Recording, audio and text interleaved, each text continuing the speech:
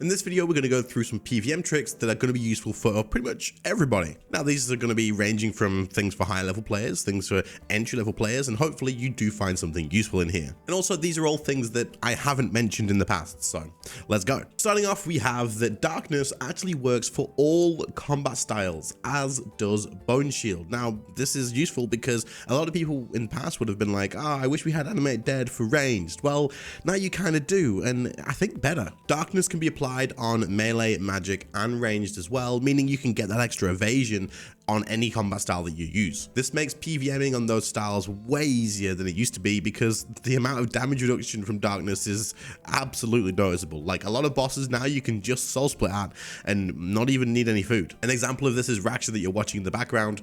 Raksha is just a hell of a lot easier now by using darkness. You don't even really need to worry about prayer flicking. As for Bone Shield, again, as long as you have the actual Necromancy runes in your inventory, so if you bring your Nexus with you, then you can use Bone Shield on any combat style at all, meaning you don't have to bring a shield with you anymore. Now, don't get me wrong, sometimes a shield could be useful if you're doing something that requires you to tank a big hit, but in most situations, if you're thinking, hey, I should bring a shield, you're probably going to have a spirit shield then anyway, so you kind of don't need a shield on combat anymore. Now, as of right now, these are the only incantations that can be used off of Necromancy, I believe. But that doesn't mean that there won't be more in the future. So keep an eye out for these because if you can see them and pick them up, it could be very useful. And of course, these tricks will come in handy when the combat beta does drop and you're trying out the other combat styles. Number 2 is if you're using the Ring of Death and you die, you can then use Immortality immediately to reduce the amount of damage that the ring will deal to you by a lot. This makes it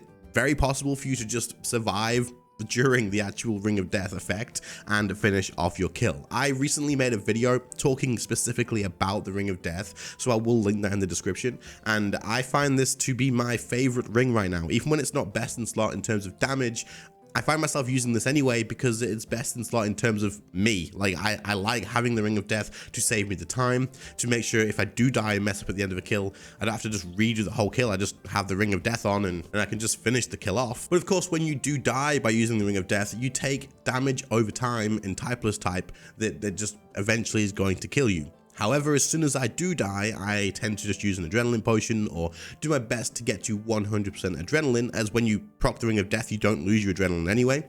Then use Immortality straight away and then let yourself die during that duration.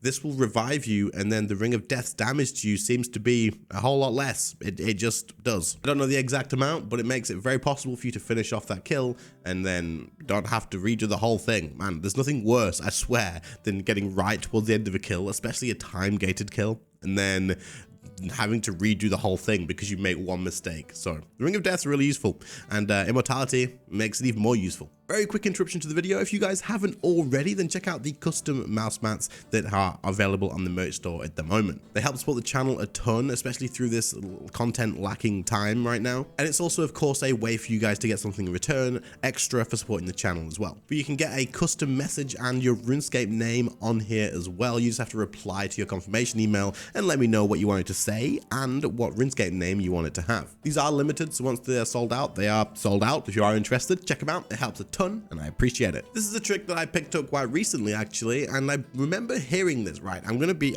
honest. Someone commented on this on a video ages ago, and when I first read it, I was like, this is pointless. Why would you ever want to do this? This doesn't make sense. This has no value. And I feel bad now because I'm wrong. You can actually use Bladed Dive on the map, right? So you can target the map to use Bladed Dive instead of targeting the ground. Now, this really does have very little value in use in terms of like when you're going to use it, but I have started using it in this very specific places. One of those places, as the example will show, is in Elite Dungeon 1 when you're heading down the windy path with the flying dragons. Those dragons have the most ridiculous hitboxes I have ever seen, and trying to bladed dive through those and not accidentally clicking on one could be a real pain in the ass. But if you bladed dive on the map, you will just go directly past them because you can't target NPCs through targeting the map. You have to only target to move on the map. So if you use Bladed Dive and then target that on the actual map itself, then you can't hit them by accident and not go off, or you just don't go as far or anything like that. This makes that a lot easier. I have started doing it here. There probably is a few other places that this could be useful if there's a lot of hit click boxes that you want to play a dive with. So I take it back. I'm sorry. Obviously I didn't say that it had no value at the time. I was just like, you're probably not going to use this one.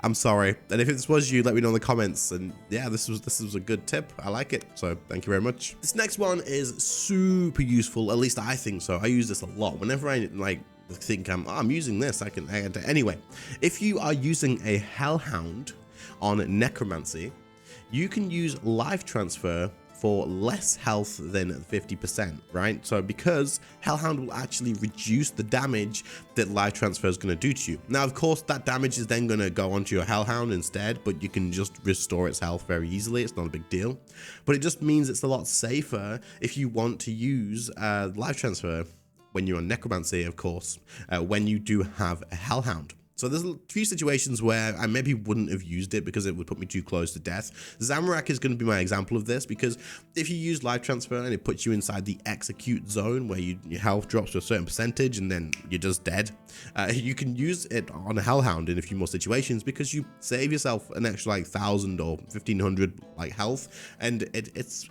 pretty noticeable. I find myself using it in sticky situations way more when I'm on a Hellhound than when I don't, because even though it's only like 1,000 health, it just seems like it's not gonna get you insta-killed. If you're using life transfer on 7,000 health and then you cut yourself by 5,000 and like you're close to death, one wrong hit at the wrong time, that could be it, over, GG, you're dead, it's time to go.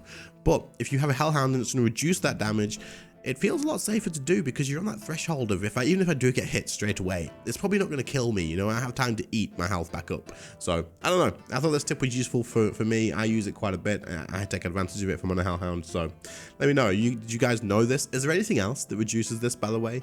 I don't know if there is. Next up, are you just missing phasing in a boss? Like you're just lacking a small amount of DPS to phase through a boss. We're going to use Karapak. Let's say Karapak hard mode, doesn't matter which one, but as an example, you have to get him down to, what is it, 45,000 health, I believe, or just under 50,000 maybe. It's not like I've done thousands of kills here, but if you actually are just slightly off phasing him before he does the lightning, for example, and you're thinking, damn, if I could do one more hit, I would have got it, and this is consistently happening, well, I have a little trick for you. If you are using Necromancy, I know there's a lot of these Necromancy, but right now Necromancy is the only combat style worth using really in the main game, combat pay to win. But if you are using Necromancy, you can get yourself some soul stacks and necrosis stacks from the War's Retreat dummies before entering a fight. Now, I started doing this because of Vorkath. When I did the Vorkath kills, this is part of the thing. You come here, you get some soul saps, you get some necrosis stacks, and then you start the fight, and it puts you in a way better position to get some quick damage off in the first place to skip mechanics. Now, this can be applied anywhere because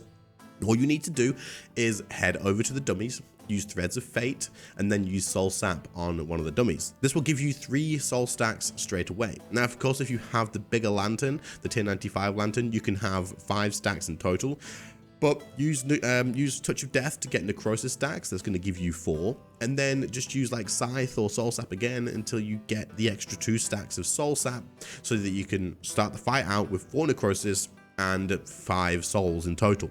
This does make a difference, and the amount of damage you're going to get from this is probably going to be that difference that you need to get you through that phase that you've been struggling with. I've started doing this in Karapak hard mode as well, because while it probably shouldn't have been happening, every now and again I wasn't quite phasing before the lightning in phase 1. Now, this is just lack of DPS, but having the 5 soul stacks to throw straight away while split souled, and having access to the extra necrosis stacks so you get an extra free finger of death eventually, makes a big difference. And well, it makes it skippable every single time consistently now. So if there is anything you're struggling with in terms of like skipping the first phase or skipping a mechanic, you're lacking a little bit of DPS, this is something you can try, and it's not a big of a deal. You do have to, however, keep in mind that you are going to lose those stacks of souls and necrosis if you don't keep yourself in combat. Now, what I mean by this is, once you've collected those souls, you're going to notice that you have the buff bar that shows how many souls you have and how many necrosis stacks you have. When you drop out of combat for a certain amount of time, you're going to see there's a timer that shows you on the soul stacks how long you have until they are gone. Use Anticipate, use your conjures, something like that to put you in combat, and you'll be absolutely fine. You'll keep it. However, teleporting and not going through a portal, like teleporting instead, will also lose these stacks. So you can only get the stacks, then go through the portal and then start a fight. But it's very useful, and I take advantage of it quite a bit now, so I figured it was worth sharing with you guys. And there you go, there's a few tricks for you guys to take advantage of through your PVM experience, or whatever you want to call it, to help you out along the way. Hopefully you found it useful. If you did, make sure to leave a like, it helps the video a ton. Do check out the merch, again, it will support the channel more than you probably know. If you can think of any extra tips, then drop them down in the comments. I'll make another part to this, and I'll use your comments as the actual tips for the video, so you get a shout out as well. But other than that, I will catch you all in the next one. See you later, guys. Bye.